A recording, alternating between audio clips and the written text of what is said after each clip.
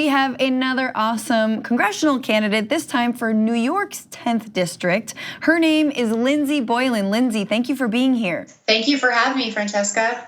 Awesome. So, okay, you are running for New York's 10th district, and the current occupant of that seat is one Jerry Nadler. We've heard about him from the Judiciary Committee. He's helped lead the impeachment. The entire impeachment. Why is it time for him to retire after 26 years?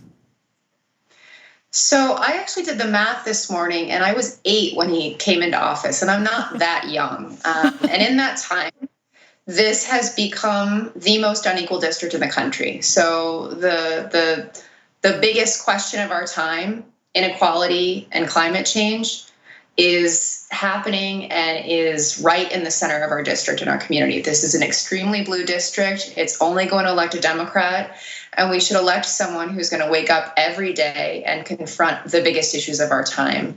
I'm running against someone who may be a nice enough person, but he's passed all of 3 pieces of legislation into law in almost 30 years. One of those pieces of legislation is naming a building after the guy who died in office so he could get the seat through county committee, not through popular election. And I say that only because, we all know the kind of president we have in office. He tweeted about me this morning in some, scare tactics about our race, saying I was going to beat the congressman. The problems we had in this country existed before this president. We shouldn't even give him enough credit. I mean, we know that he's a lawless person. He's feeding into the worst tendencies that we have in this country. But this new Gilded Age, the extreme inequality we have, people coping and self-medicating in physical and mental ways, didn't start with him. And I think it's very much, we have to focus on the bigger picture. I live in a community where more people are Googling anxiety, depression, and therapy than climate change, gun control, and plumber combined. And I'm not trying to minimize any of these issues, but we're missing people that we could save. And just to finish up my long pitch, I talk a lot, I know. I come from a family where 3 generations of women have lost custody of their kids because of mental illness and addiction. I am so lucky to be the first generation breaking that cycle. I've got a great boss kid, and she kind of teaches me how to be a good parent. But I had all these resources and all the opportunities to make it work. And when I look back at the rest of my family and the community I come from, it's not happening for most people. And that is that is on the responsibility, that's the responsibility of the government to make things better in this country for more people. If we're not doing our job, and my life is about trying to be a part of fixing that. Yeah, so that's a lot. I mean, and clearly you're saying to Jerry Nadler, thank you, next, and it's time to pass the torch, so to speak. Definitely think that's important on the local level. And you're saying actually that there are issues of inequality, climate change you mentioned. What are some of the issues that you feel and you've heard your district speaking about? So housing. You probably heard of NYCHA. It's New York City Public Housing.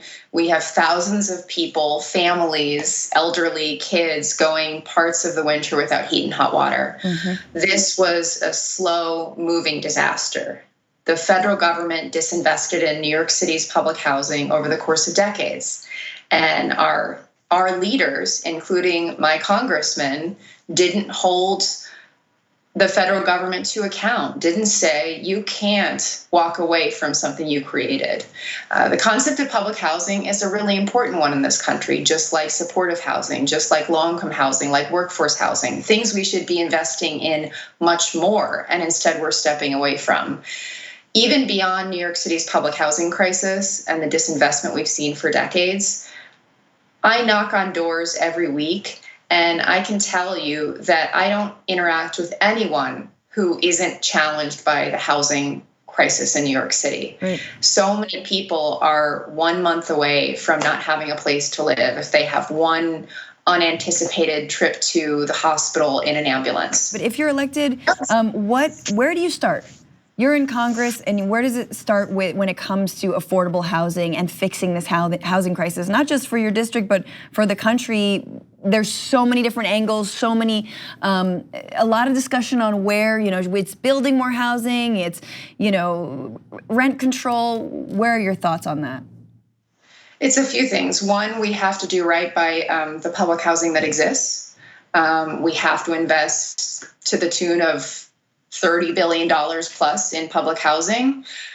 We need a housing program like the state-led Mitchell-Lama program that invests in workforce housing for the future. We need to create more housing. We need more supportive housing programs. One of the biggest issues in our community and beyond is issues of homelessness. We had over 100,000 students who are homeless this year in the city of New York, in America.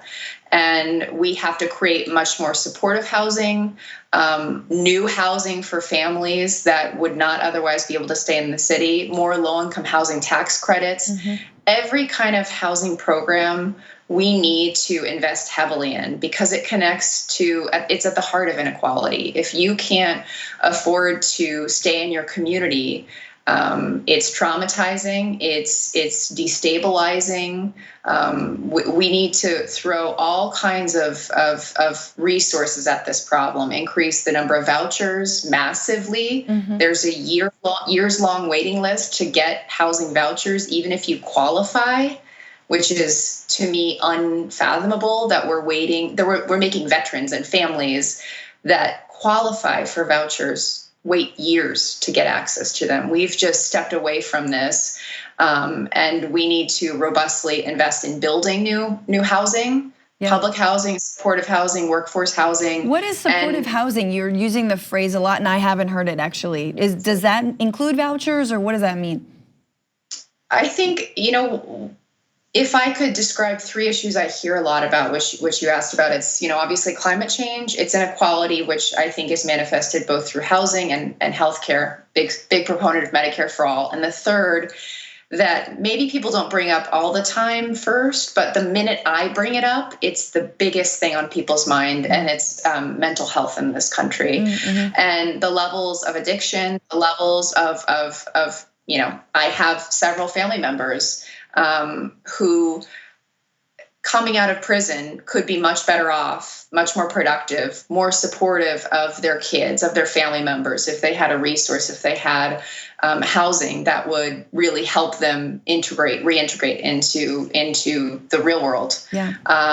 We need housing that provides for seniors, and by the 2030s, 1 in 5 people in New York City will be a senior, and we don't have nearly enough housing for them. So when I talk about housing programs, I'm thinking robustly, how do we somehow respond to the extreme inequality? The first way to do that is investing in housing. If we can keep people in neighborhoods, Absolutely. and that keeps people healthier, it keeps them better contributors and more connected to their community. So on that second issue you mentioned, or first issue of climate change, how does that uniquely affect your district, and which is all in Manhattan, correct?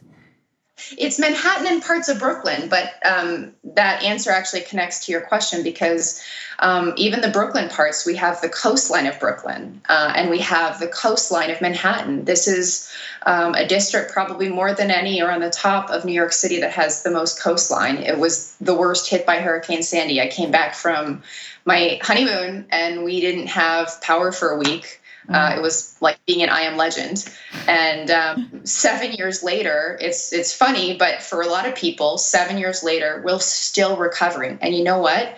We're primed for the next superstorm, but we're not prepared for it. So in addition to being very much a proponent and supporter of the Green New Deal, I think one of the unique value adds that I have is that I managed the state's recovery work in Puerto Rico after Hurricane Maria. And the reality on the ground is such that we've got to find alternate energy. We've got to stop the use of fossil fuels. We also have to deal with the reality of the environment that's already changed. We need a new appropriations process that doesn't have racist implications, favoring certain areas, geographic areas over others. And I'm excited to be part of that. And what I've seen in New York City, going back to your question about this district, the people who are hardest hit, who are the last to be taken care of, are always the people who need the care and the support the most. It's women, it's the elderly, it's young children, families, people who in our international climate crisis are a majority of the climate refugees. Right. And I'm just really excited to focus on that. And I didn't say it yet, but I'm also a mom.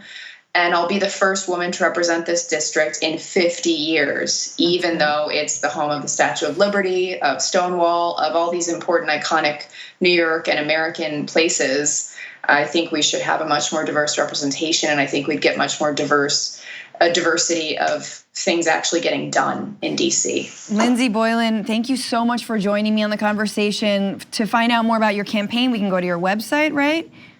We got that graphic up. LindseyBoylan.com. Running against Jerry Nadler, a solid blue district. We got new progressive energy in there.